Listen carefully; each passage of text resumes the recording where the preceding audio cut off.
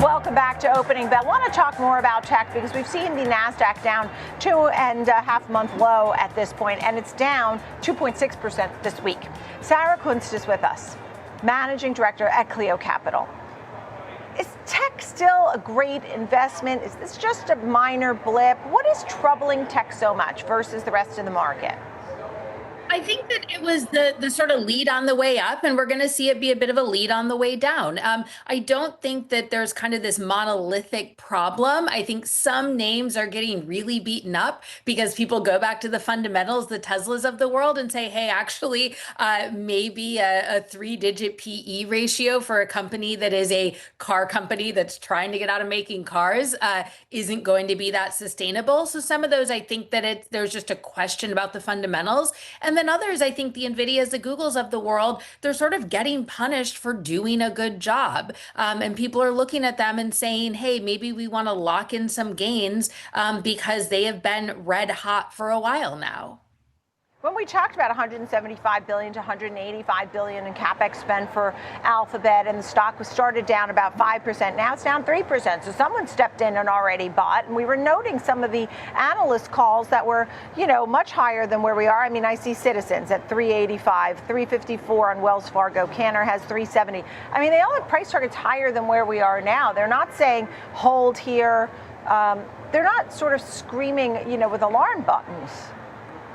Absolutely. I don't think that most of these are alarm button situations, but I do think that you have to look also at the wider macro. The fact that we are seeing atrocious job numbers, for January, I think the lowest since the great financial crisis, and we know that the consumer confidence is certainly shaky. We know that there's loads of sort of unrest domestically, internationally. So I think that there's just a little bit of a situation where the vibes are off. And people are certainly entering into much more of a risk-off position, and they're selling everything, right? It feels like from metals to crypto. If you have it, you right now are locking in gains and selling. And what happened? I mean, we saw some of these with memory chips and everything, and software, just so exciting and really running up in such a dramatic way. I guess it had to come down. I mean, are there different? Is it a story stock or is it a sector story? I think it's a sector story. I think it's also kind of a story of people pulling back and seeing that some of these things, when you look at the Oracles of the world, you look at Microsoft, a lot of those rises were tied specifically to names like OpenAI that aren't public yet. You don't get the direct access, but you're buying into these names because you believe that hype. And now as that hype is fading and we're seeing the sort of shakiness over last weekend with the OpenAI Nvidia deal, will they, won't they? You're seeing that reflect in some of these public company names where that sort of circular economy of sales is starting to look pretty shaky. And what do you like? So if you were going to step in and buy something here, this week, or you're watching closely, what works?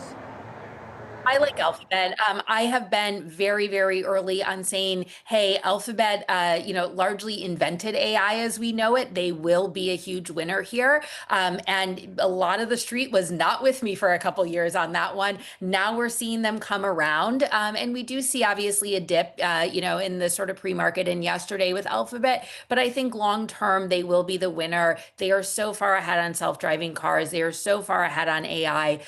They very much know how to make money. They have loads of cash on the sidelines. So I'm still just really bullish on that name. And if we see more of a dip, that's an area where I'll be leaning in. Yeah, understood. When you expand it out and the AI worries and AI race, we have to stay in it. The capex spend, from what I understand, and the language has always been, we have to spend or else we will fall behind. So you have to be in it type of thing, right? I mean, for these Mag 7 names and the trickling out.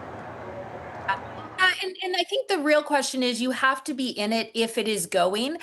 You can't just turn on a data center overnight. You have to start building years in advance. But then you pull back and remember that a lot of those data center commitments are out of companies like OpenAI that don't have the revenue to fulfill it. And so you do need to see money moving. And one of the big kind of underlying questions with AI right now is, hey, when are corporations going to start paying for it in a major way? When are we going to see the revenue even slightly begin to build up to the promise that we've been given now for several years? And it's just not there yet.